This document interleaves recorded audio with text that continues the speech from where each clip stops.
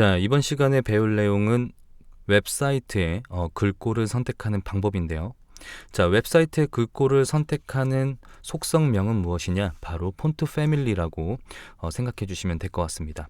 자, 그래서 폰트 패밀리는 접속한 웹사이트의 글꼴을 어떤 걸로 선택할 건지 권한을 갖고 있는 속성명이고요. 제가 속성값으로 현재와 같이 여러 개의 폰트를 기술해 놓았는데요. 이것이 어떤 것을 의미하는지 좀 설명을 드리도록 할게요. 자, 여러분들이 여러분 컴퓨터로 remaintv.com이라고 해서 저희 웹사이트에 접속을 하게 되면 현재 이 폰트 패밀리가 여러분 컴퓨터하고 소통을 하기 시작합니다. 즉, 여러분 컴퓨터에 나눔 고딕이라는 서체가 있는가라고 물어보고요. 없다면 자, 쉼표 다음에 있는 노토산스 폰트를 물어보게 돼요. 그래서 이 노토산스도 없다면 그 다음 순위, 이런 식으로 쉼표를 기준으로요, 현재 1순위, 2순위, 3순위라고 생각을 해주시면 될 것 같습니다. 자, 그래서 여러분들이 만약에 나눔 고딕이라는 폰트가 여러분 컴퓨터에 깔려 있다면 나눔 고딕으로 웹사이트에 글꼴이 표시가 될 것이고, 만약에 나눔 고딕이 없고 노토산스가 있다면 노토산스로 표시가 되는 거죠. 자, 이런 식으로 유저 컴퓨터에 설치되어 있는 폰트를 빌려와서 글꼴을 표시해주는 방식을 시스템 폰트라고 이야기를 합니다. 자, 그래서 현재와 같이 여러 개의 글꼴을 작성하는 이유는 유저 컴퓨터에 없으면 다른 폰트로 출력하게끔 어떤 안정성 때문에 작성한다라고 개념을 잡아주시면 될 것 같아요. 자, 그런데 만약에 유저 컴퓨터에 나눔 고딕도 없고 노토산스도 없고 헬베티카도 없다면 어떻게 되나요? 자, 바로 맨 끝에 있는 이 산세리프가 작동하게 되는 거예요. 자, 이 산세리프라고 하는 것을 한국말로 표시해 보면 바로 고딕 정도로 풀이를 할 수 있는데요.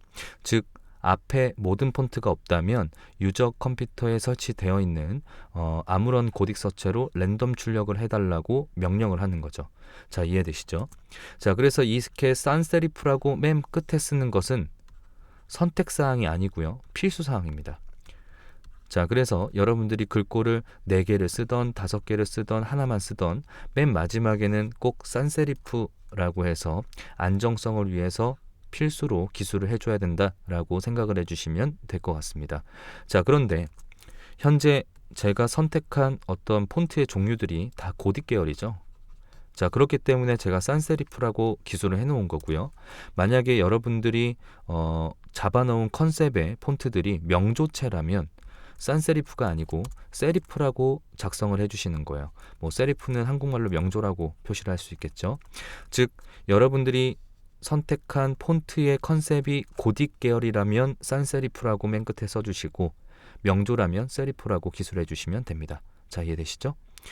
자, 그런데 폰트 하나하나를 좀 자세히 보면요, 어떤 폰트는 쌍따옴표를 감싸져 있고요, 또는 어떤 폰트는 일반 따옴표로 감싸져 있는데, 자, 이렇게 쌍따옴표나 일반 따옴표로 감싸는 이유에 대해서 좀 설명을 드릴 거예요. 자, 우선 결과적으로 말씀을 좀 드리면, 폰트를 감쌀 때 쌍따옴표를 감싸거나 일반 따옴표를 감싸거나 어떤 방법을 선택해도 전혀 상관이 없습니다. 자, 그렇다면 쌍따옴표로 감싸거나 일반 따옴표로 감싸는 방법을 총 2가지를 제공을 해준다라는 건데, 왜 2가지를 제공해 주는지 좀 설명을 드리도록 할게요. 자, 현재와 같이 나눔 고딕이라고 해서 이렇게 폰트 이름에 공란이 있다면 현재와 같이 일반 따옴표나 또는 쌍따옴표나 또는 일반 따옴표로 감싸주시면 되는 건데요. 현재 이 헬베티카는 공란이 없기 때문에 따옴표나 일반 따옴표로 감싸지 않은 거라고 생각해 주시면 되겠죠. 자, 그래서 이렇게 공란이 있을 때 쌍따옴표나 일반 따옴표로 감싸면 되는데, 왜 2개의 방법을 제공을 해주느냐? 자, 그것을 좀 설명드리도록 하겠습니다. 자, 만약에 폰트 이름에 일반 따옴표가 있는 폰트의 이름이라면 쌍따옴표로 감싸는 것이고요. 만약에 폰트 이름에 쌍따옴표가 있는 폰트 이름이라면 일반 따옴표를 감싸주는 거죠. 자, 왜 그렇게 하느냐? 자, 만약에 일반 따옴표밖에 쓸 수 있는 방법이 없다면 현재와 같이 나눔 고딕이라고 해서 이 한 문장이 일반 따옴표 안에 감싸져야 되는데, 이름에 있는 일반 따옴표까지만 현재 이렇게 묶이는 걸 볼 수 있겠죠.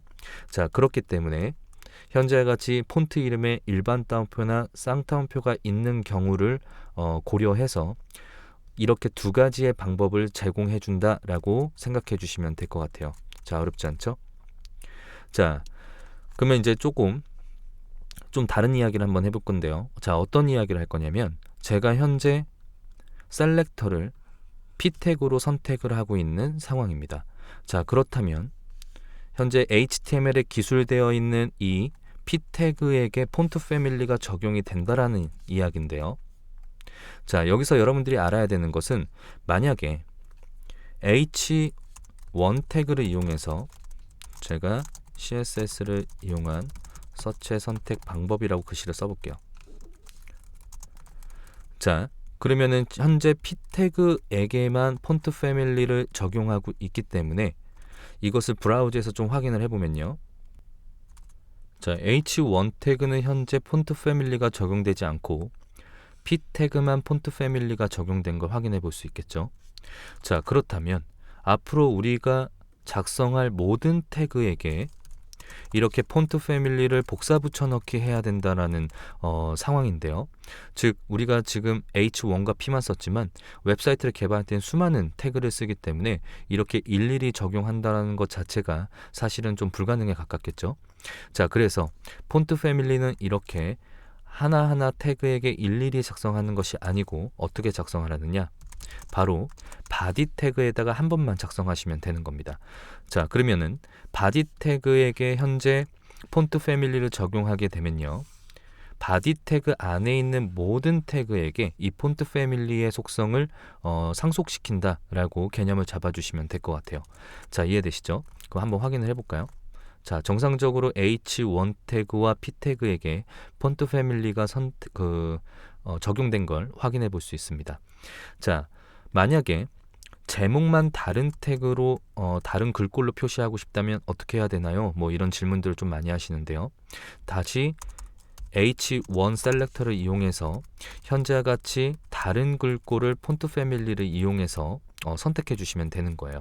자, 그러면은 우선적으로 모든 태그는 폰트 패밀리 이 바디 안에 있는 폰트 패밀리가 적용이 되고 그 다음에 H1에게만 다른 글꼴, 즉 퍼블리셔가 선택한 다른 글꼴이 적용된다라고 생각해 주시면 될 것 같습니다. 자, 어렵지 않죠? 자, 이렇게 웹사이트의 글꼴을 바꾸는 방법에 대해서 알아보았습니다.